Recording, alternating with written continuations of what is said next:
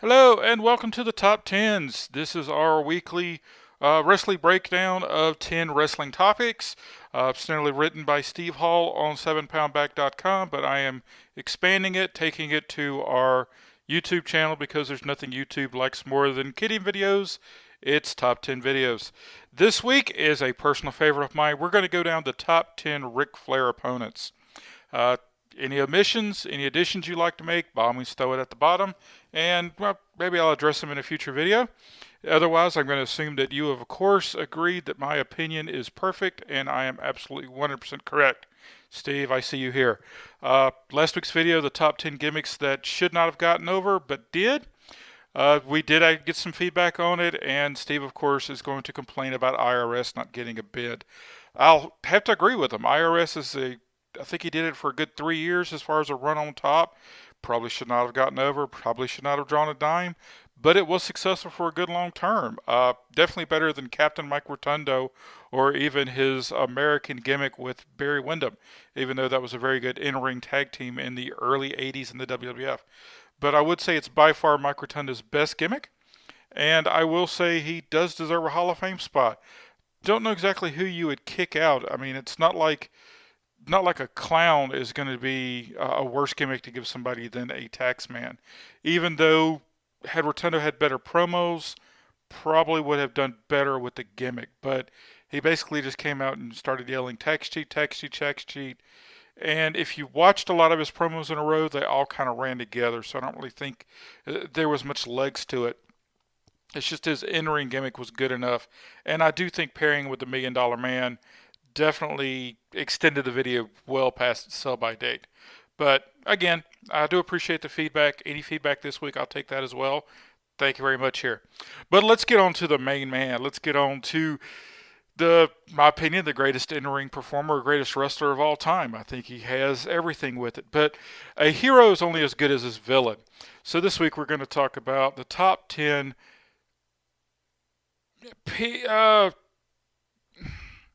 it's kind of hard to say rivals a lot because, again, this is a predetermined sport, I guess you could say. But, again, you have to have, I guess antagonists would be better off, or antagonists, depending on how you're looking at it. So let's go ahead and start the countdown here. Number 10, again, one of our greatest villains of all time, Roddy Piper. Those of you that may not have been around in the early 80s, again, forgive me, I'm old. Ric Flair and Roddy Piper had a very good on-again, off-again feud in NWA. A lot of times whenever Ric Flair would go overseas, he would take Roddy Piper with him. You constantly hear stories about him and Piper in the Caribbean, him and Piper in Japan. During Piper's, I think 2 trips he made over there, he went with Flair. Piper, of course, is a legend in his own right, probably deserves his own top 10 countdown, even though I'd probably have to dig back in the old memory blocks to get more than 5. But Roddy Piper and Ric Flair had a ton of matches together. You had a lot of matches in Florida, for example, where Piper and Flair, even though sold tons of tickets before they even got into the match. And I do think, of course, Flair being a better wrestler than Hogan, really when Flair was kind of doing that quasi-babyface, so was Piper always that quasi-babyface. They didn't always mesh well together outside of the ring or inside the ring because you see one Piper match, you've kind of seen them all.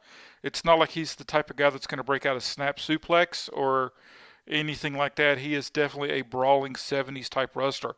Not that there's anything wrong with that. But again, I do think he belongs on this ranking just because of the number of times they fought each other. And again, if you look at Ric Flair overseas, it's going to be more often than not, until that big WWF run, it's a run with Roddy Piper. Number 9, I'm going with Terry Funk.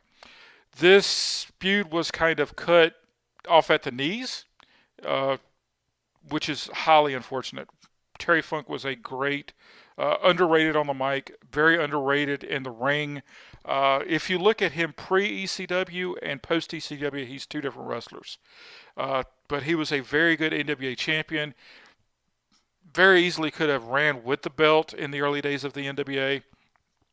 After the Crockett takeover, more or less, in that little gray area where it was still NWA, but it was pretty much becoming Crockett Promotions, and that's it. I'm reading Gary Hart's book. Actually, I just finished reading Gary Hart's book. He kind of goes into more details as far as the behind the scenes thing. But you look at one of Ric Flair's best matches as far as going from one feud to the other. Of course, you look at Ricky Steamboat, and then you go right into how did that feud end? Oh, he went right into Terry Funk. Again, it was maybe a year and a half at total with the whole Gary Hart with the Muda and all that. But again, it's if you were watching wrestling at that time, you definitely could see where Ric Flair and Terry Funk were just polar opposites, because you had this hard scrabble backstabbing guy from Texas, and again Flair at probably one of his greatest heights as a face in the NWA, which is kind of amazing. Because again, you have to have somebody to cheer and a villain to hate. Much again, going back to Roddy Piper and Hulk Hogan, they only loved you so much because they hated me so bad. You kind of had that gimmick, but again, Ric Flair really couldn't hold a babyface tune that long. So you do, again, I give him a ranking. Had it been a 4 or 5 year program, had Terry Funk been able to stick around, had Flair been able to work face more than 18 months at a time, I do think this would be higher, but again, nothing wrong with being 9 here. Number 8, Magnum TA. Magnum TA has got to be one of the greatest what-ifs in wrestling history, obviously. You think Magnum TA, to me, Tully Blanchard comes into mind, of course, just because of how awesome Tully Blanchard was, how awesome that I Quit match was, how awesome the tag team of Dusty Rhodes, where he attached himself to the rising star of Magnum TA. Again, Steve and I go back and forth on whether Magnum TA could have been the NWA answer to Hulk Hogan. I don't think so. He's kind of more leaning towards it's a possibility. Magnum TA was a great in-ring performer. He could cut an awesome promo. He also had the ability, since he came up from Florida, of doing what he was told and got along with everything. It's part of the reason why Dusty Rhodes attached himself to it, and it worked so well. But Magnum's greatest I guess you could say last angle was against Ric Flair. You know, you come out and you say, well, you can't beat me in 15 minutes. You can't beat me in a half hour. It went on and on in TV, and it was a great run. And there's no doubt in my mind that and again, Steve and I need to come around and do this one time, had Magnum TA not wrapped his car around a telephone pole, the NWA definitely would have changed. I don't think, just to give you a preview here, I don't think Sting is as popular as he would have been. I don't think Luger is anything beyond a second or even third tier face. I think Sting kind of goes down to that Luger role, and Magnum TA pushes Dusty in the background a lot quicker, and I think he's a multiple-time world champion. I think you don't get that year-long run in '84 of Ric Flair as NWA champion. I think Magnum TA and Ric Flair trade the title 4 or 5 times throughout, probably all the way up to '88 more than likely, depending on how Magnum TA holds out. He is tall, he is lanky, he is a good promo guy.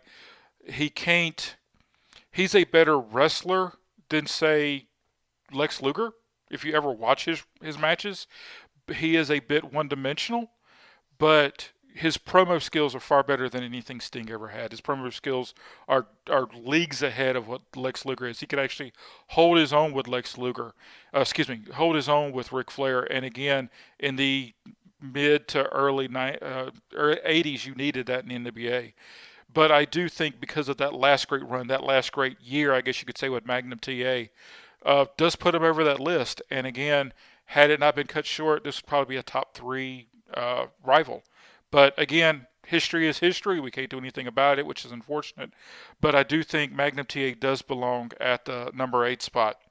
Number 7, Harley Race. Stop me if you've heard this before. You have a young upstart face against a grizzled old champion. The champion puts a bounty on the youngster to get him crippled, and the youngster, gets beat up by the heels. He, hits in a car, hits by a tire iron, slammed into the cage, all this good stuff. He's just beat up by everybody. It's kind of amazing to see Ric Flair as the face fighting off guys like Bob Orton Jr., who else was it? Dick Slater, I think, was in it. If memory serves, I might be wrong. Forgive me. I want to say, what's his face? Not Dick Slater. The other guy on the Texas Rednecks. I'm going to have to Google it because it's going to lose my stinking mind. Those of you that watch wrestling, those of you that remember saying, know exactly who I'm talking about. Dusty Rhodes' original tag team partner, Dick Murdoch. Thank you. I knew my brain would eventually say, stop being senile. But anyway. But yeah, it's kind of amazing. This is probably Ric Flair's best run as a face. Again, second only to probably him facing Terry Funk. Harley Race was, of course, an all-time world champion in the NWA. They put him in a cage, and the rest is pretty much history. This is when Ric Flair breaks through to being kind of that upper mid-card to a world champion. Harley Race put Ric Flair on the map, and again, this is what made Ric Flair. Of course, you have return matches and all that, but this is definitely where Harley Race starts to decline fairly quickly in the card, to be quite honest with you, and Ric Flair never turns back. They give him the belt again, and he's champion for pretty much the end of his career, or right there as far as definitely as far as the NWA is concerned. He's either 1 or 1A at all times. Number 6, I'm going to Randy Savage. Again, Ric Flair's first WrestleMania match. He's defending his title against Randy Savage. Again, they face each other in WCW twice, and where Randy Savage wins both his titles against Ric Flair, which is kind of amazing. It's always you kind of have this trilogy here where you get Flair wins the title, he loses it to Savage, loses it to Hogan, or vice versa. But it's always you have that trilogy for a long time after Hogan arrives in WCW. Again, the matches are always above average. I don't think there's really any major standouts, but you do have always better than average matches because, again, Ric Flair is still at the tail end of his broomstick period. Randy Savage, as everybody knows, can go if he's being led or if it's planned out. And it's just amazing to see the two of them, the way they interact each other. You've got the ultimate formula wrestler, which I do think Ric Flair is a formula-type wrestler, versus the ultimate planning wrestler. And it's like I said, they're always 3.5 or better, but they're never 4-star, 5-star matches. Let's be honest with you, until, of course, they get old, which, name me 2 50-year-old guys that can give you 3-star matches. But, again, I do love these matches. I do love them as rivals. Again, a lot of this late WCW type stuff. Still waiting to see Ric Flair's Elizabeth pictures, let's be honest with you. That was always a big selling point, in my opinion, for WrestleMania. I thought that was always amazing. But number 6, Randy Savage again. Number 5, probably going to get a lot of complaining here, but I'm looking at Hulk Hogan. Part of the reason why I do rank it lower than it should have been is because a lot of it was outside of the ring. And you had Vince's marketing machine and little monster factor that he was making with the Orange Goblin on one end of the country, and you had Ric Flair going all over the world facing everybody, where Hulk Hogan was told he was the Giant Killer. He was shown that he could be the Giant Killer. He did defeat the Giants, Kamala, Andre the Giant, all this, that, and the other. Whereas Ric Flair was out beating everybody. True, he had to do it the NWA way, where, he couldn't beat anybody in a half hour, but he beat everybody. He held the belt. He took the title for, when Ric Flair held the NWA title for a solid year, that was something. Hulk Hogan held the title for 3 years, and I guarantee you he didn't defend the title at half as many times as Ric Flair did during his 1 year. When Hulk Hogan got his little trophy for being 3 years in a row, which led up to WrestleMania 3. Hulk Hogan sold out the Silverdome with 93,000 fans, like, quote unquote. Well, Ric Flair went to Korea and did over 100,000. So, I do kind of feel we got a bit cheated because we did not get that WrestleMania matchup. Again, Hulk Hogan would have won anyway. Hulk Hogan comes to WCW. Ric Flair is instrumental in that happening. And again, Ric Flair gets beaten like a drum. Part of the problem is, Hogan can only work one style. Ric Flair has to work his style to a certain extent. And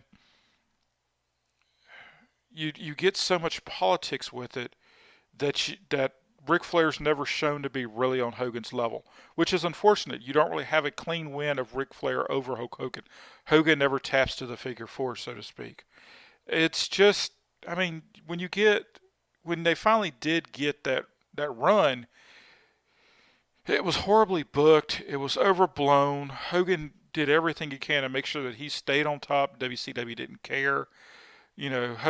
Flair went to Hogan's backyard and won the greatest Rumble of all time and put together a great match against Randy Savage. And again, what happens? Hogan's still got to be on the last match.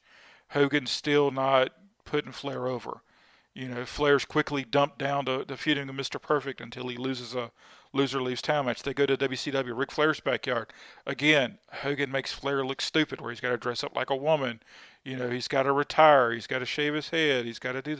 It's just, it's kind of hard to have a rival when everything in a predetermined sport goes the other direction. Whereas, for pretty much their entirety career, one is a much better in-ring performer, but the other just happens to have the pull and the marketing behind him, and it's annoying. So that's where I've got him there. Number 4, I'm going to cheat, and I'm going with the NWA/WCW brass. And I'm talking the unholy trilogy of Jim Herd, Eric Bischoff, Vince Russo. Ric Flair lost so much of his career due to the stupidity of the powers that be. And it's ridiculous. Once Crockett sold the company, Ted Turner comes in. Ted Turner knew of one wrestler that he wanted to make sure that got taken care of, and that was Ric Flair. And Ric Flair never pushed the politics enough. Again, depending on whose second-hand stories you go with it being either Gary Hart or Jim Cornette, he never really pushed everything with it because you had the whole booking committee coming in. But, you had, wanting Ric Flair to shave his head, put in an earring, call himself Spartacus, wanted Ric Flair to kind of phase himself out even though he had another good 10 years behind him. Probably wrestled for another good 20 years after that, to be honest with you. But it just kind of got ridiculous, the gimmicks, the stupidity, the crash TV, the personal feelings between Eric and Ric Flair. The whole realness kind of got ignorant. And I think it really hurt the product long term, and that's probably why we don't have WCW anymore. Number 3, because I kind of want to bypass that, let's get back to in-ring. Let's go with his greatest opponent in-ring, Ricky Steamboat. Again, everybody knows about the trinity of 5-star matches that came around. Everybody looks at those as right up there with any match that's ever been done, will ever be done. But I want you to keep in mind here, back in the 70s, early 80s, they feuded over the U.S. title, and they went 60 minutes on a regular basis, which used to tick off promoters because Flair and Steamboat would sit there and decide between them, we're going to go 60 minutes, and we don't care what you say. And they may not have even been the main event, but they would push it. And Ricky Steamboat's even come out and said that their stuff that they did in the 70s on house shows were far better than their Chi-Town Rumble match. Was far better than anything that they did later on in 1989. And if we only had footage of some of those matches, because it was just the two of them going out there on a house show, just getting stupid and not caring and just doing everything they can. But again, we don't really have features of it. We only have second-hand, third-hand stories. We have the Wrestle War for, like I said, the later trilogy. But it's just that by far, if you could go back in time and just take a handy cam and watch some of his house show matches, it would just be amazing. But they did have several televised type things that you can kind of scrap for if you can find, again, over a lesser title as Ric Flair's kind of being pushed along. But they were just, again, amazing matches. It's an amazing rivalry. It's a hugely respectful rivalry, let's be honest with you. Ric Flair could not exactly go full heel on Ricky, so the promos weren't always the best. It was more of a respect thing, and it's really hard to get Ric Flair to do a respect type feud. Number 2, most people probably look at this as like their top guy. Those who really aren't hollering for Hulk Hogan. You got to go with Sting. You can say what you want about Flair, but Sting is the guy that Flair built.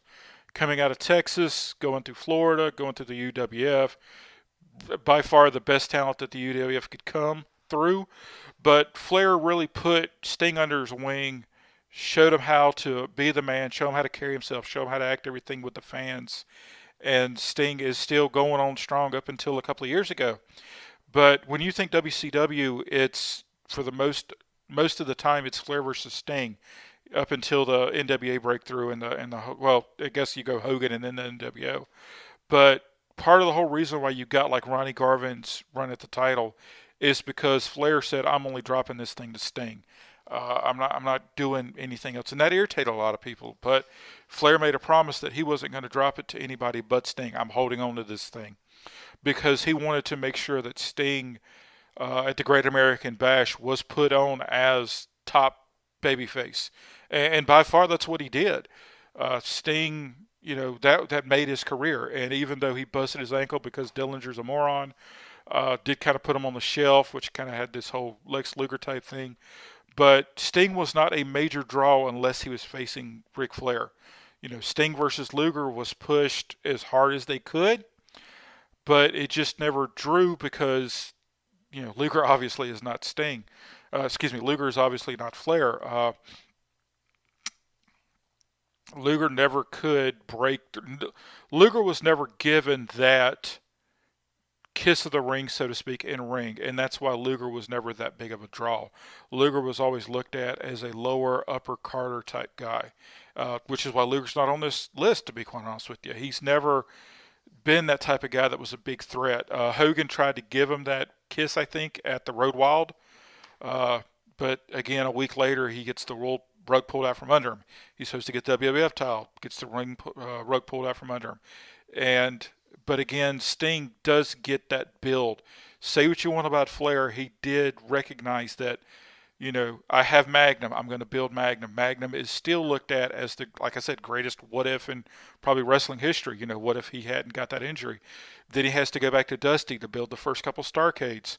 And then he's able to finally find somebody that he can pair off with. And it's Sting. And instantly there's our classic guy again. Sting gets a 20-year career out of it.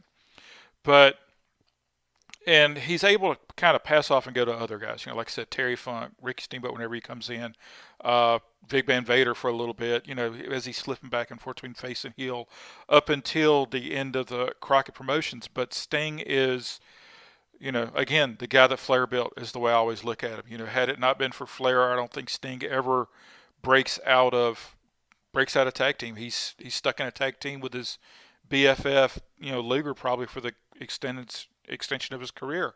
I don't think he ever becomes that A-lister type guy. And I definitely don't think that Sting has the outside of name recognition run that he ended up enjoying. Number one, and I don't think there's any, those of you, unless, you're holding out hope that it's going to be Lex Luger, I don't think there's any question here. You have to look at Dusty Rhodes. Dusty was the one that ended Flair's over 2 years run as world champion at the Great American Bash in 1986, which was Match of the Year. Let's keep in mind that nobody held the title for more than a year up until 1977, up until the end of the WCW NWA basically takeover, other than Ric Flair. So it was pretty impressive that you actually do have 3 reigns with Dusty Rhodes. Dusty comes up from Florida, where he's a booker. He basically takes over from Crockett for the most part. Again, you kind of had the whole Dory Funk booking and all the other stuff like that. But Dusty is by far Flair's greatest rival inside the ring, because Dusty, when he was slimmer, could go in the ring. Let's not do the American Man WWF Dusty, and by all means try to compare that with the guy earlier. Dusty Rhodes had a lot of talent. He could throw a good drop kick. He was fairly magnificent in the ring. He was definitely well above average, if not borderline great. A lot of times in Texas, he was a very good wrestler. Like I said, borderline great, in his WCW run. Obviously, his early 70s run, you would consider him great. But he could go with anybody, and him and Flair, their roles meshed well. Flair had things he liked to do. Dusty had things he liked to do, the flip-flop and fly and things like that. And it worked great because it excited the crowd. And that's not even going into Dusty's promo work. Dusty's promo work is very hard to stand up against.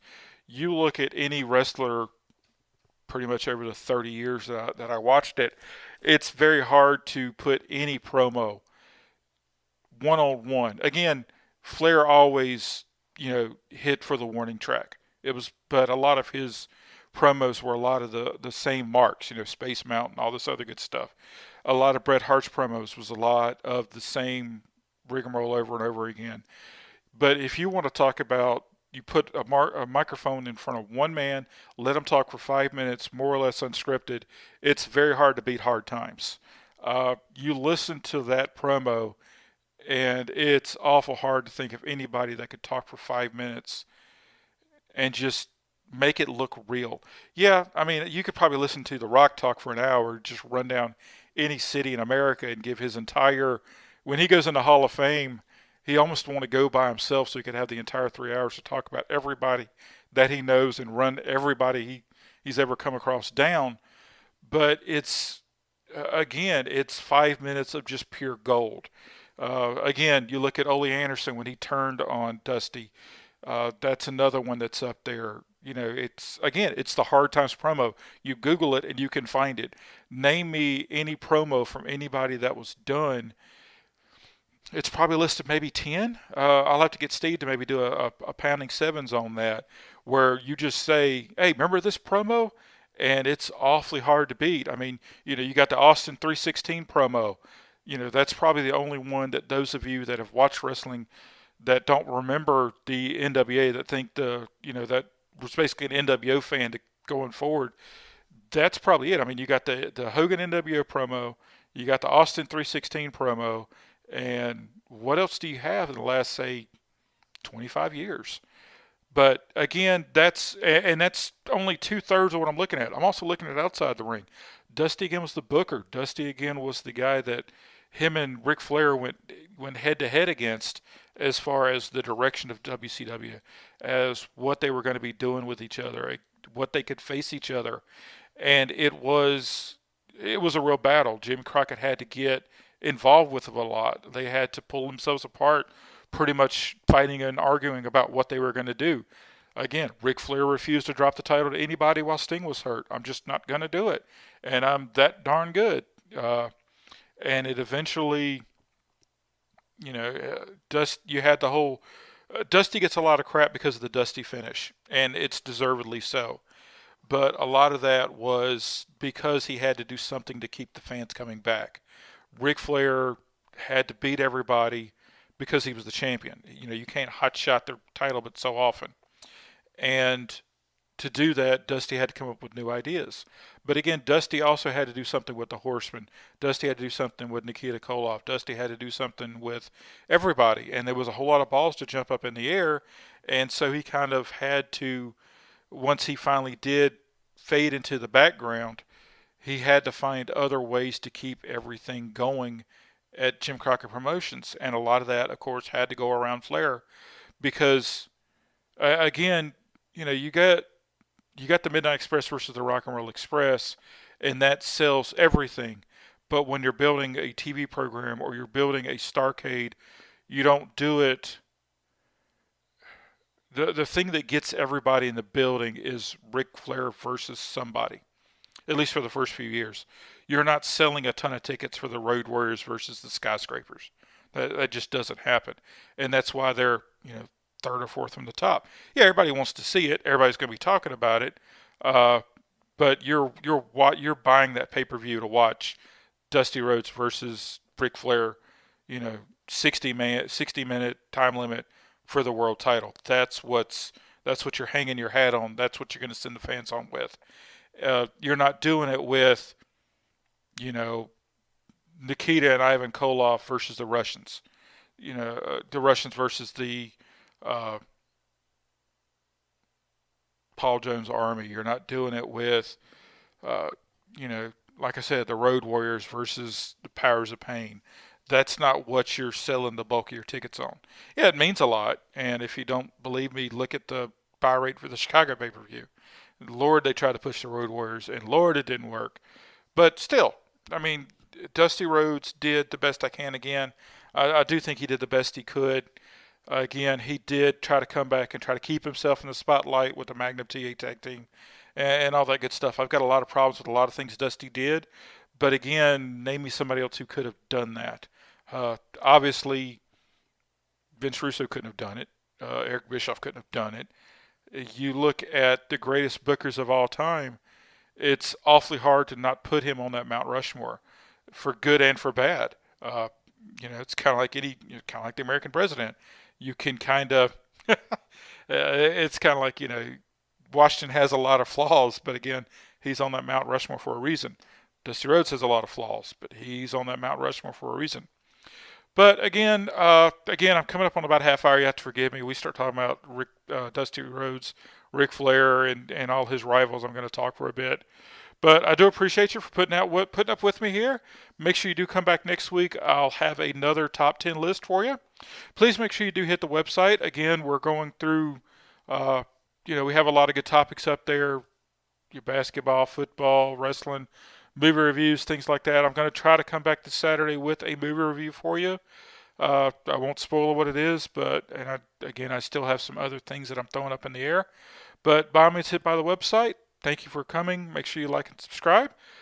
Those of you that are finding me for the first time, by all means, go back and hit the archives. And y'all have a great week. Thank you.